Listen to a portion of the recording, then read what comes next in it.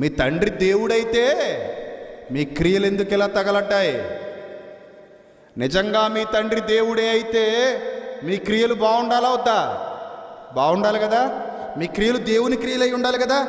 మరి దయ్యపు క్రియలు చేస్తూ, ఇలాంటి దయ్యపు క్రియలు చేస్తూ మా తండ్రి ఎవరని చెబుతున్నారు? దేవుడు అని చెబుతున్నారు. ఇది ఎంతవరకు కరెక్ట్ మీరు ఆలోచన చేయండి. ఈరోజు కూడా క్రైస్తవ సమాజంలో చాలామంది చేస్తున్న క్రియలన్నీ దయ్యపు క్రియలే. వాళ్ళకి తెలిసి సంగతే. ఇక్కడ కూర్చున్న మీలో చాలామందికి తెలుసు మీరు చేస్తున్న క్రియలన్నీ ఎవరి క్రియలు? దయ్యపు క్రియలు.